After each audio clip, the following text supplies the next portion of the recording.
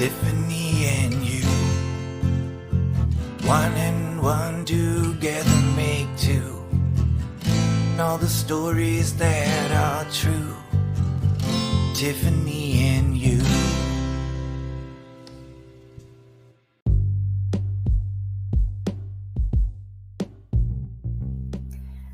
You're listening to this episode of Tiffany and You. This is your host, Tiffany Yu. On this episode, I'm joined by Jake Okechukwu Effoduh, who is a Nigerian human rights lawyer. Jake and I know each other, not in person, but virtually through our work together on the Equity and Inclusion Steering Committee of the Global Shapers community. I have been really excited to share this episode because I always love having international guests, and the Global Shapers community has allowed me to have a lot of them on this podcast. But also because Jake's journey from being a radio show host to doing research around HIV/AIDS to now his work as a lawyer and in academia has been super fascinating. We're talking about his tireless fight for LGBT plus rights, for human rights, and for social justice and justice for all. This is our second to last episode of this first season, episode 21. I hope you have enjoyed these first 21 episodes of this pandemic podcast. If you have 2 minutes, please head to Apple Podcasts and write us a review. If you don't have 2 minutes, take a couple seconds to rate us. It really, really helps. And next week will be the season finale of this first season of this podcast. And I'm going to share some reflections on what I've learned. It may be a mini episode, but I've really enjoyed having you along for this journey. I have loved having all of these conversations and really amplifying conversations that matter and that are meaningful to me, and I hope are meaningful to you as well. I hope you enjoy this conversation, and if you have been following along our other podcast episodes, thank you so much for your support over these last 22 weeks. I still can't believe we are still quarantining. We're not out of phase 1 here in the US, and 2020 has turned out to be what it is. So with that, let's turn it over to the episode. Hi everyone, it's Tiffany here, and you're listening to this episode of Tiffany and You. I have with me Jake Okechukwu Effoduh. Jake is a Nigerian radio personality, human rights activist, and lawyer. I'm reading that off of his Wikipedia page. He has a Wikipedia page. Jake and I know each other through the Equity and Inclusion Steering Committee, which helps oversee equity and inclusion projects through the Global Shapers, which is a community of people in their 20s and early 30s who are passionate about making an impact within their local communities. Jake is the global lead of LGBTQ plus projects. Jake, first, how are you? And second, wanted to hear about the journey that led you to help oversee LGBTQ plus campaigns within the Global Shapers. Thank you very much, Tiffany. I am very good. I feel really excited to be on your show. It's such an amazing, amazing work that you do. And I've always been fascinated by your resilience and your ideas and a lot of positive energy that you just inject into every space. Within the steering committee, I follow you on Instagram, I listen to your podcast, and I feel really, really connected to you, even though we haven't met. I'm really excited to be on this with you. And yes, regarding my decision, my work within the steering committee for LGBTQI inclusion, it's part of my work and my passion as a human rights lawyer to see how I can contribute in any way or form and in any space that I belong to ensure that people who need recognition and whose rights are not really respected, enforced, or recognized can gain recognition in any way or form. So as a global shaper, I really haven't seen much of representation within the community in terms of LGBTQI inclusion. So when I was invited to join the steering committee, I was like, oh, fine, I think I could take on that, because I've also served as a board member for a West African LGBTQI feminist fund, my work and my experience with various communities, I felt like, okay, I could bring some of that into the Global Shaper space. And I'm happy that some progress has been made thus far. I want to rewind back to earlier in the journey. I was doing a little bit of research, and you were the host of a radio show. Can you tell me what the show was about? So I have always been a human rights, I would not say activist, because people always think as an activist, you're a troublemaker. But I've always been passionate about human rights from a very young age. I started doing radio when I was 17 years old. And my radio show was a local radio show in Nigeria. I had like a small recording device that I always put my battery in. And then I would just go around the city, go around villages, in schools, motor parks, and just ask people, what's going on? Like, what's going on in your life? What's happening? How do you feel? And I realized that for a lot of Nigerians, and I think across the world as well, human rights is deeply connected to everything that we do, from our employment, our family life, marriage, even just living in a community. Most of the tensions and issues that we face are human rights issues, be it inequality or lack of recognition or just disenfranchisement from government. I decided to record stories of individuals, and I would, do a weekly show. It was a weekly radio show under the BBC Media Action. And every week, there'll be a conversation maybe about education. The next week will be about healthcare and HIV and AIDS. I did I think for about 5 or 7 years, I focused mainly on public health, a lot of around HIV and sexual health. And then I graduated into a lot more broader human rights issues like education, employment, electricity, and whatnot. So I did radio all through my university, into law school, even after law school. I did radio for about 12 years. And I used radio as a springboard, not only to understand what people are facing in the community, but also to bring those stories to life. And it was also a learning experience for me as well. Doing radio really, really humbled me, opened my eyes. It took me to all 36 states of my country. And I just felt happy to be a conduit for people to be able to tell their stories on radio. So that really broadened my thinking and made me deeply connected to human rights issues. Be it LGBTQI rights, rights of sex workers, rights of people living with disabilities, rights of women, name it. I became really abreast and connected to these issues, and I took it up from there as a human rights lawyer afterwards. And you talked earlier about how representation really does matter and the power that you had to share stories, these untold stories that need to be told. Was it your experience with the radio show that then led to the research that you were doing around HIV and AIDS? Absolutely. So when I started to do radio, I got employed by the BBC Media Action as a freelance radio presenter. And the first radio show they asked me to host was to bring about conversations around HIV and AIDS. At the time, which was in 2006, HIV was a really big conversation in Nigeria, and there was a lot of stigma around it. My radio show was the first of its kind that would actually interview people who were living with HIV. And they would share their experiences with me because it was radio, so it was a bit protected because people can hear their voice, but they can't see their faces. But what made it more unique was I would travel to various communities and meet various people. I would talk to healthcare practitioners. I would sit with them for days, sometimes for weeks. I would, just go through their lives with them. Sometimes it would be like a documentary or magazine style radio show where I wake up with this person and we take a walk to the community center. I see where they receive treatments, how they relate with their family, and I bring all that story on the radio show. So my work doing this for over 6+ years gave me a lot of insight, gave me a lot of information. I had made so many friends, and I decided, look, I think this is something that needs to go beyond just radio. When I gained skills as a lawyer, I decided to do research in this area, which was easier for me because I understood a lot from the community level.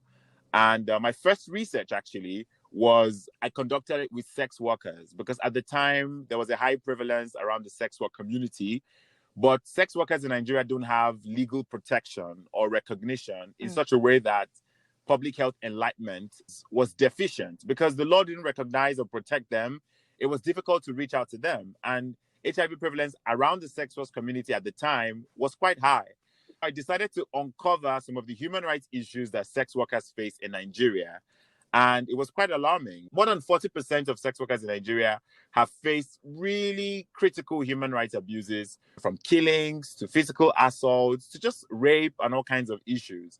And my argument was that if we do not recognize the rights of people who are sex workers, we cannot really deal with HIV. So those kinds of research work were things that got inspired from my radio show. And even when I became a lawyer, I started to handle cases around discrimination of people based on their work, employment, or their sexual orientation, gender identity, or based on the fact that the law actually stigmatizes or criminalizes them. I've been thinking a lot about stigma and how much of removing the stigma around different topics and issues is really rooted in giving a voice to it. So the fact that we're not protecting the rights of sex workers is one thing, but then there are all these different layers that exist within the experience in that work that we're not shedding light on either, because the first point of entry is already so stigmatized. Absolutely. I love this journey from radio, and now you're a lawyer. So I did see that you ended up taking a trip to the US through the US State Department. I'd love to hear more about what you learned through that State Department trip around issues that were happening here in the US versus in Nigeria. Absolutely. That was in 2012, and the US State Department invited me and a couple of other journalists to the US to have this LGBTI human rights tour. And what we did was really, really powerful, because I think what the US State Department did was just to open us to different kinds of stories from a different part of the world that we're not really used to. So it was a 10-day trip, and we went to like 3 or 4 different states. We met with activists who are advancing the rights of LGBT people, but we also met with activists who are anti-LGBTI rights. The idea that we had around, okay, maybe the US was pro-gay rights was really not true, because there are people in the US who were actually not in support of gay rights, and there are people who are LGBTQI who are facing challenges in the US as well. So it was a deeply enriching trip. It was very academic, but I collected a lot of stories. For example, I met with PFLAG. PFLAG is a group of parents who have kids that are LGBTQI, and they shared their stories about how they were able to accept their children and how difficult it was. And I remember coming back to Nigeria, and one of the programs I did was to look, because I'd never met a parent who had accepted their Nigerian child. And I discovered that's an issue. One of the fundamental strengths with PFLAG in the US is that parents can actually talk to other parents as well, and they realize that their kids are not a problem, or they're not the only ones who have kids that are queer. So it was a really good cultural exchange, but it was such a reflexive experience that gave me an opportunity to learn so much about the US, and to also learn about the struggles that the US had to fight through to get to where it got to. I learned about the Stonewall riots. I learned about the communities that really, really fought in terms of activism towards equality, justice, and equity. Coming back to Nigeria, it gave me a much better idea regarding how to go around my journalistic advocacy, but also to be able to compare stories and to see how far we are in terms of, like, in Nigeria, for example. At the time, we were really, really far behind. It was so difficult to find a person who was queer to come on radio and speak, not to talk of finding their parent to speak to. So I was really grateful for the trip. And even to be able to, till today, I still share stories with some of the journalists who were on that trip as well. And the experience was really beneficial to my work. I'm curious, for you, being as visible and as vocal as you are about queer rights, LGBTQI plus rights, do you feel that stigma, or do you feel a responsibility? Like, how are you navigating that within your local environment? Well, one of the things I always say is, for me, I started to do human rights work from a very young age. There will always be pushback. There will always be stigma. For me, there are a lot more people who are not supportive of my work than there are people who are supportive. So being a human rights lawyer, it's when people tell me they want to be like me, or they want to do human rights work or do the work that I do, I'm a bit scared for them because the job doesn't pay like financially, but also you put yourself at risk. But I always say this, one thing that motivates me is I would not be able to sleep at night if I witness a violation of a person's rights over something that shouldn't be. If I ignore such a person or such a story or such a case, I don't know how I would be able to sleep at night. So I rather work with it. I rather be active. I rather be the activist, right? Because it kind of rewards me. I feel like we have to do the best that we can in every way or form and every space to see how we can change the thinking, to think how we can change the laws, the ideas around how we treat people, how we recognize people. So, of course, I faced a lot of stigma. People bashing me online, people thinking all kinds of stupid things. When I did my research with sex workers, people thought maybe I was like, maybe I love to like be with sex workers and stuff like people just personalize my work. But I've grown out of that. Of course, a lot of times I feel like, oh my God, this is so risky to be doing this kinds of work, especially with LGBTQI rights. People feel like, oh, remember it's still a criminal offense in Nigeria for people to engage in any form of activism. In Nigeria, it's 10 years imprisonment for me to be an activist in terms of supporting LGBTQI rights. And that's ridiculous. So why would I want to keep quiet over such a ridiculous law? I'll rather speak out and work against it because it's discriminatory. It's ridiculous. But I know there are a lot of people who can't do what I do and don't have the privilege to be able to look beyond the environment that they're in to speak for something that they believe in. So I still get threats. I still get like a lot of stigma. I still get a lot of hate. But one thing that always motivates me is the one person that appreciates me. I mean, if there's one person who I'm doing it for, somebody who recognizes that my work is valid, that's all I need. I also am not doing this for any form of validation whatsoever. I'm doing it because I really believe in it. Human rights is something that I've experienced, I have seen. I know fully well that when people's rights are recognized, when people are valued and treated like they should be treated, when people's identities are recognized, it only makes everything better. It makes development, community, it makes work better.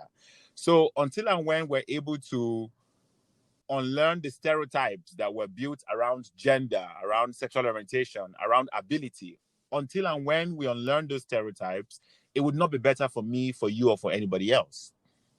There were so many parallels in there that really resonated with me. The vulnerability that it takes to put yourself out there, knowing that there is hate, and the hate is pervasive and runs deep, knowing that there are people who are not going to be supportive of your work, but then fundamentally knowing that you are helping someone be seen, and you use the word feel valued. And sometimes all it takes is that one person to see your value and to recognize it and to validate it. So I want to take a break here, but when we come back, I want to chat about some more of the things that you're working on. Great.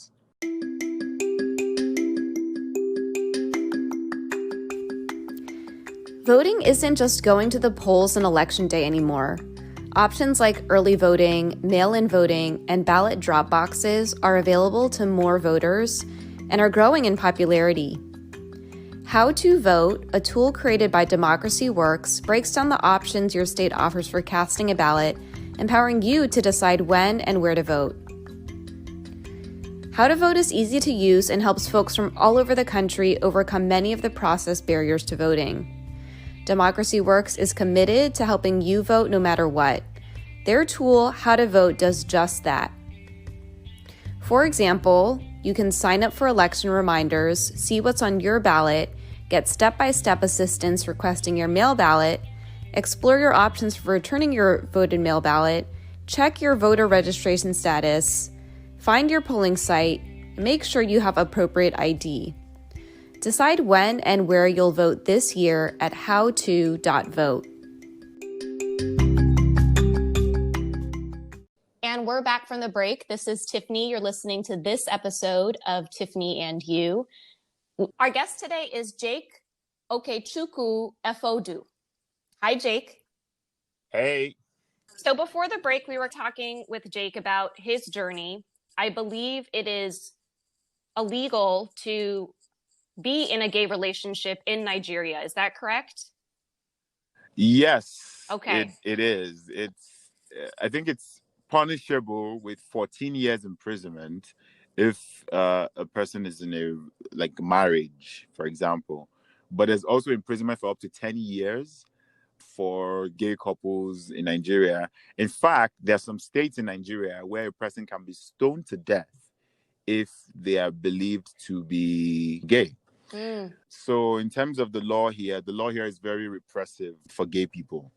And I come into this from a US perspective, a Western perspective, of course.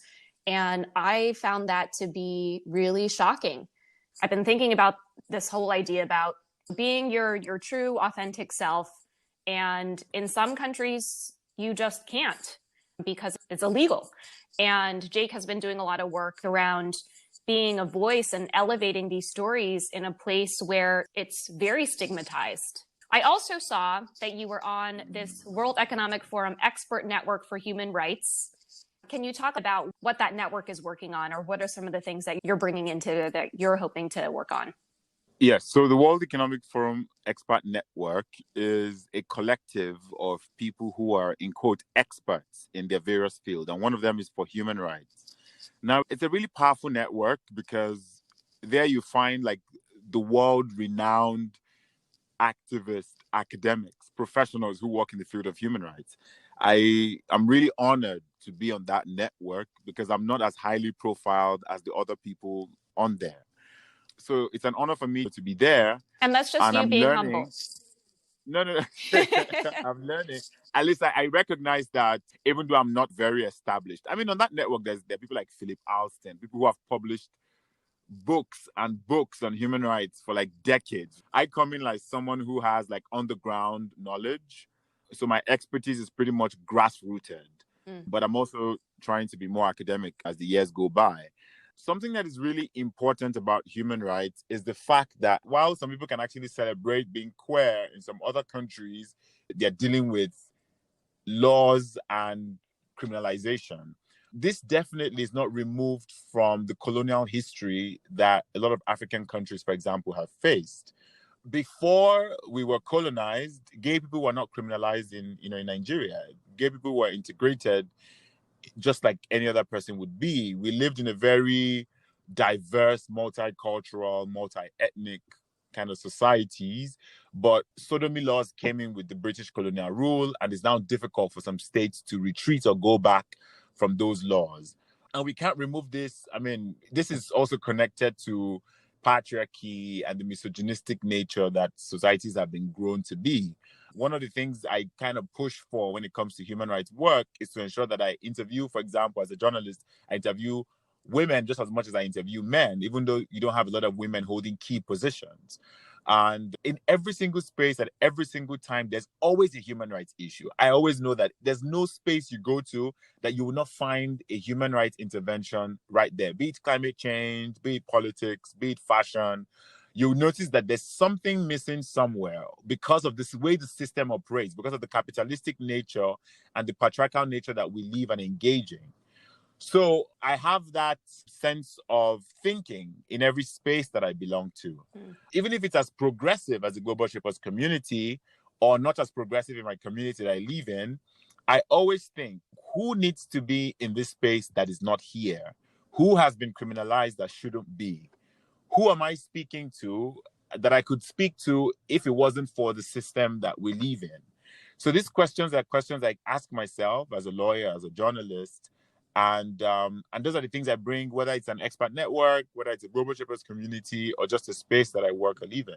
It sounds like, on the one hand, you're part of this network where you are also learning, but you're bringing into it a lot of grassroots expertise and also taking a critical lens at who is missing from the table. Now, when we talk about the global frame of human rights, a lot of people think that human rights is this ethnocentric, first world idea.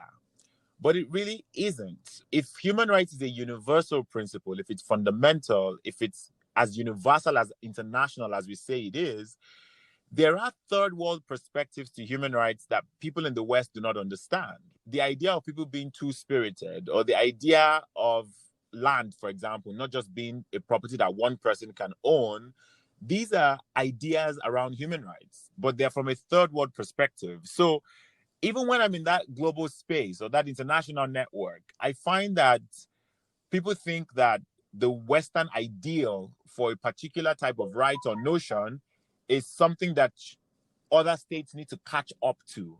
Meanwhile, that's not the case. I think it's meant to be an exchange. When it comes to LGBTQI rights, for example, even though Africa or a lot of African states are not as progressive, the reason is not that they're falling behind. The reason is because they were colonized to be that way. But even though we're still way, way, way backwards with LGBTI rights, there are other types of rights that I think the West can learn from a third world perspective. Issues around solidarity rights or communitarian rights, the right to peace, development, or even right to land. So when we talk about human rights, it's something that is ongoing and is very reflexive for both the West, the East, the North, and the South. So in that network, that expat network, I try to bring some of the perspectives from a third world perspective. And I hope that by that engagement, I'm learning and people are learning from me as well. Here in the US, over the past month, we've seen an emergence of Black Lives Matter. And I'm curious if you have been following and what you feel like the sentiment is where you are with regard to Black Lives Matter. Absolutely. The whole world, especially as an African, of course, we feel it. When a Black person is maltreated in the US, we can relate to it because we know that if someday we find ourselves in the US, that could be us. Now, George Floyd, for example, was killed not just because he's African American. I don't think the American side of him is in contention, but it's the African side of him that I feel has a big problem. And that's the same identity that I share as an African. So a lot of Africans could relate to it. In fact, some Africans actually did protest or contributed to the Black Lives Matter movement. Of course, I'm not saying being an African and being an African American is the same thing. Some Africans here don't have to deal with some of the issues Black Americans face, but that movement is a global one because as an African, we also experience discrimination in the same way, even if we're not even living in the US. When non-Africans come to our countries or come to our spaces, we still feel the same level of discrimination or the underhandedness, even when we're a majority in terms of number. When it comes to the Black Lives Matter movement, there's a form of solidarity that we share, even though we're not living in the US, even though we did not experience the same thing George Floyd and other people have experienced. I don't think this is also restricted to us as Africans. I feel like anybody who is passionate or who recognizes justice, equity, equality should actually feel that they can connect to the Black Lives Matter movement. And for me, I learn every day. I used to be very racially blind until like my late 20s when I went abroad. And I was like, oh, why is this person treating me that way? And they're like, oh, it's because you're Black. I was like, I'm Black? I didn't know I was like Black. Africans, we don't really, the term Black is not something, that's not the first thing that comes to our mind. It's the first thing that other people see when they look at us, like, hey, you're Black.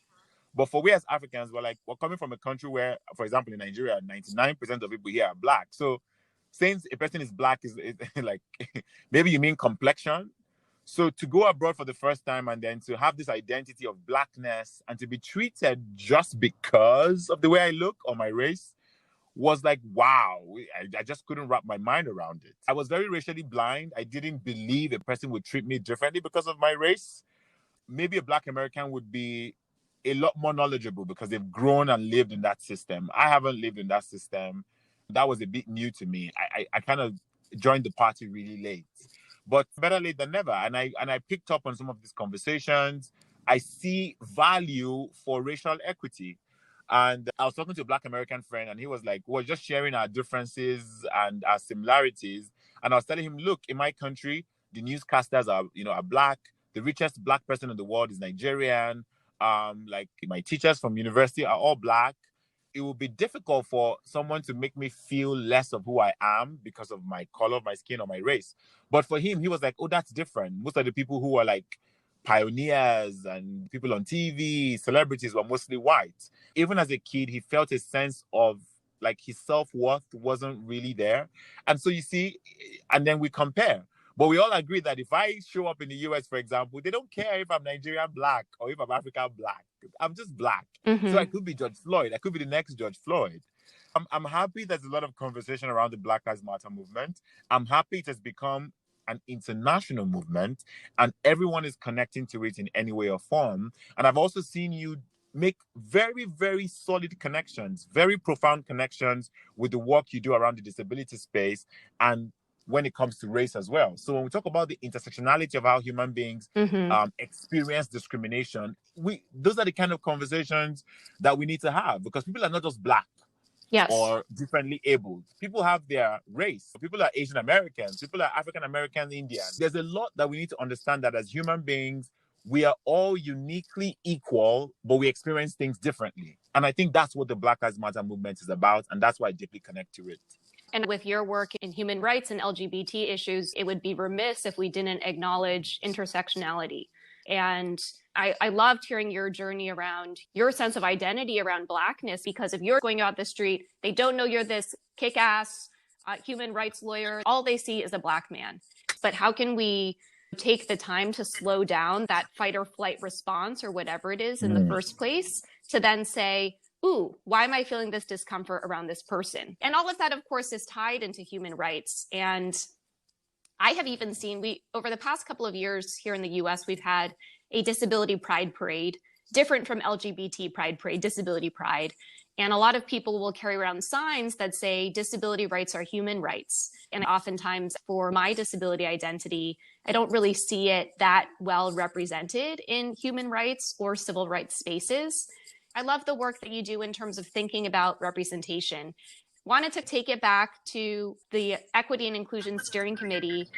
So our term ends in 2021, and I have seen you run some really incredible and impactful campaigns around LGBT issues. So I was wondering if you wouldn't mind chatting about both the one you did during Pride, and then there was one that was done during an international day.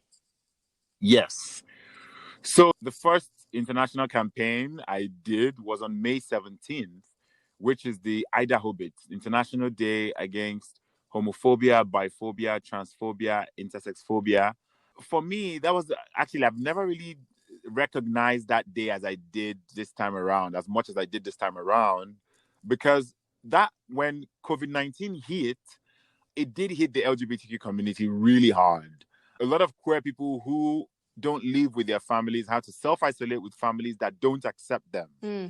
The level of depression skyrocketed. So the challenges within the community, especially trans individuals, was heightened by COVID-19. A few weeks before May 17th, I got news that a friend of mine had committed suicide, and left a note about just being queer and just not being able to survive the pandemic. He didn't even have COVID. He died due to the frustrations, and he committed suicide. I was like, whoa, Idaho Bit this time around is really important. We need to see how we can tackle homophobia, biphobia. And I wrote an article for May 17th. It didn't get published, but I was like, okay, it's fine. The next month is Pride.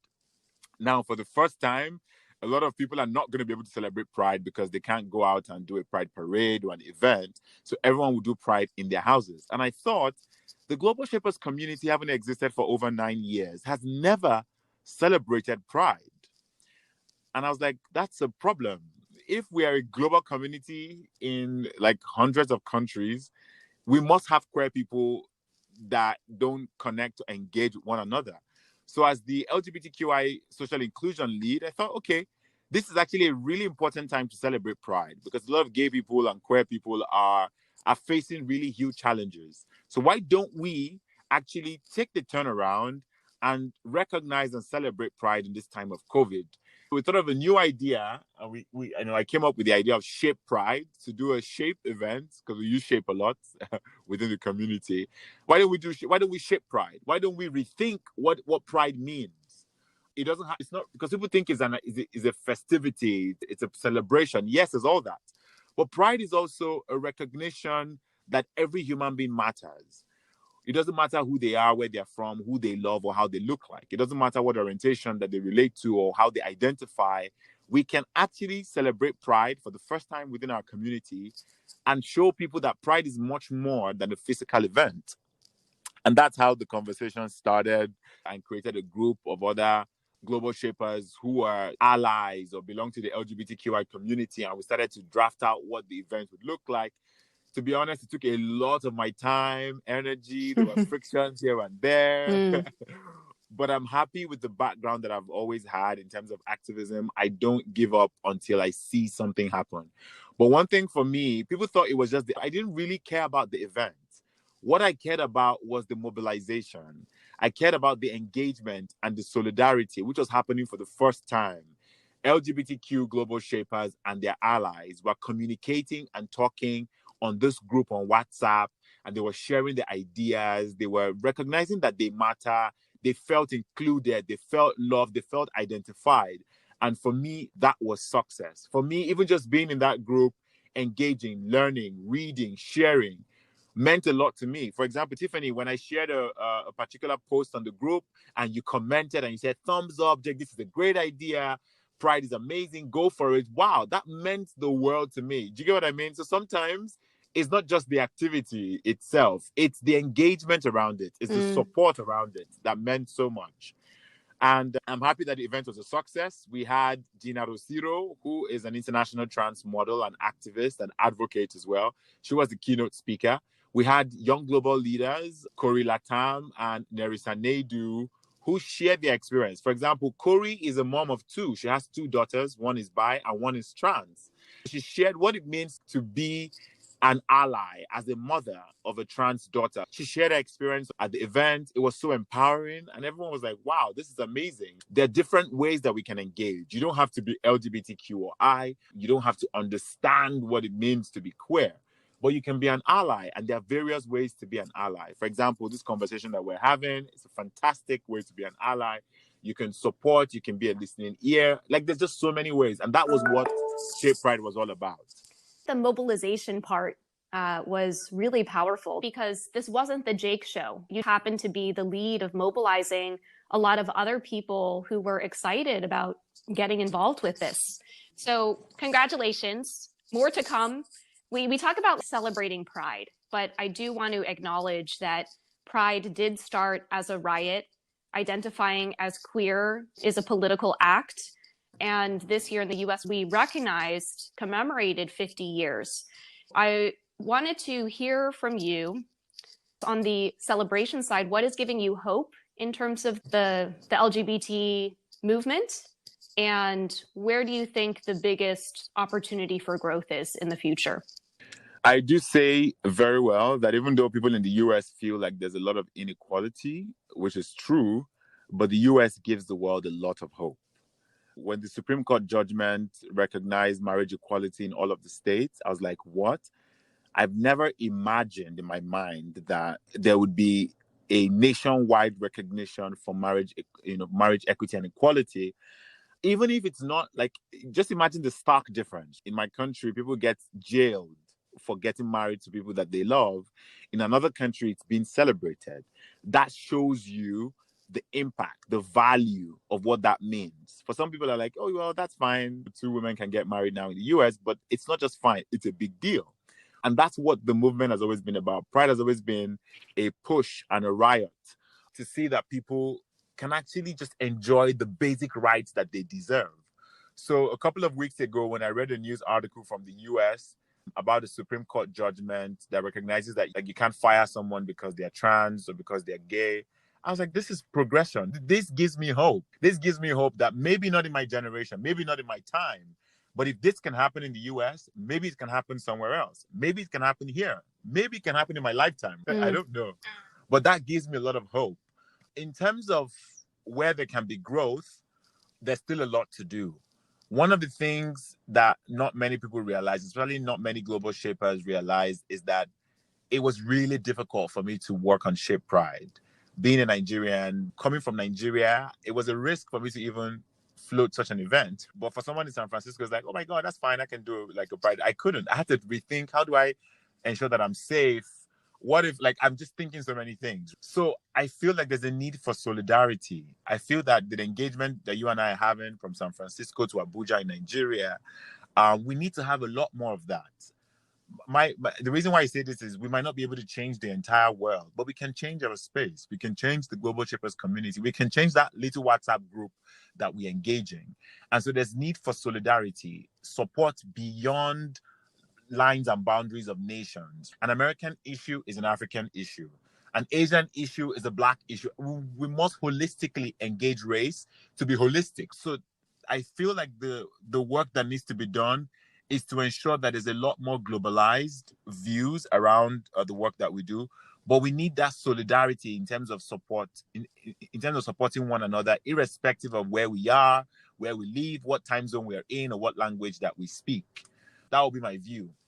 That's a great, powerful message. If people want to support you, where can they do that? Or elevate your work or be a better ally. Just like, it doesn't have to be to me or through me. If a person wants to be an ally, if a person wants to support, there are a million ways that they can. I always say start from yours, from your circle. If you don't know anyone who's living with a disability, or you don't know anyone who's queer, then maybe you are a problem, because there are millions of people who are differently able. There are millions of people who are queer. And if you don't know them, it means you don't see them. So start from your family, start from your organization, start from your group of friends, and begin to see, who can I engage with? How can I make more people feel included? How can people have equitable distribution of opportunities, of information, of wealth, of resources? And if we do it that way, it just gets better from the ground up. So that's what I can say. Of course, I know there are many ways people can support my work and my advocacy, but it has to start at home.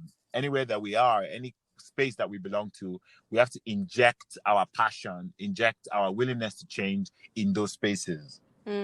One thing I heard around allyship is around curating your inputs.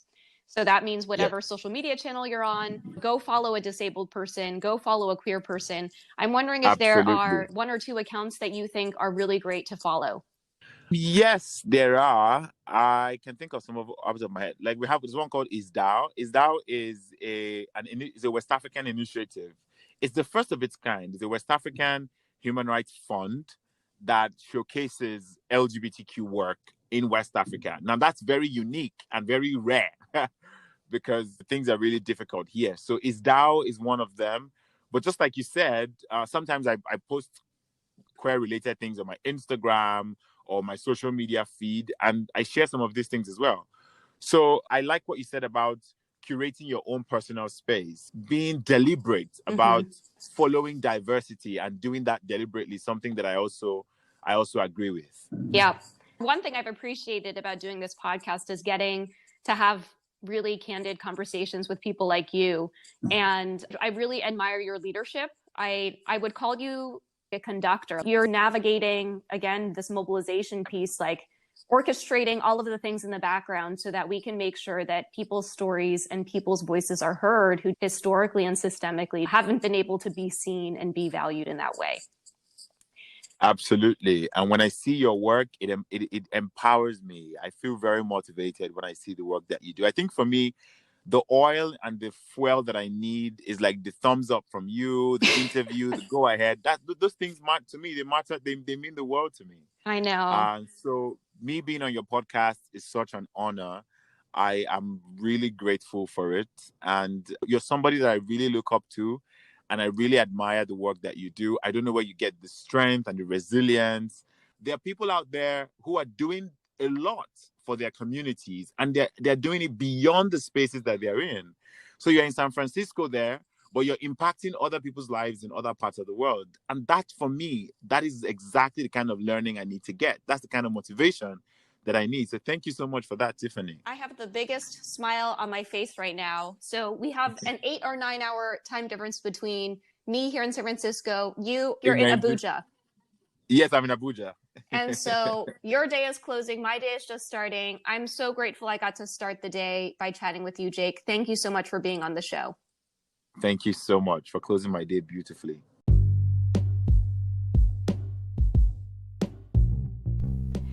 Thanks for listening to this episode of Tiffany and You. This is your host, Tiffany Yu.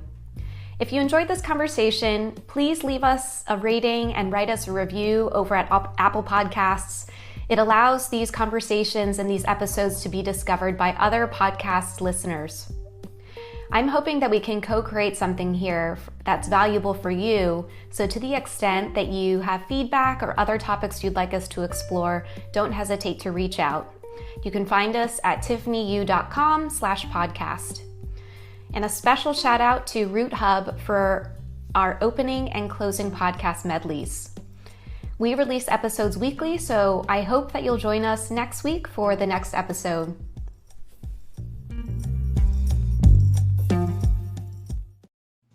Tiffany and you. This one is done and another coming soon. A special rendezvous for Tiffany and you.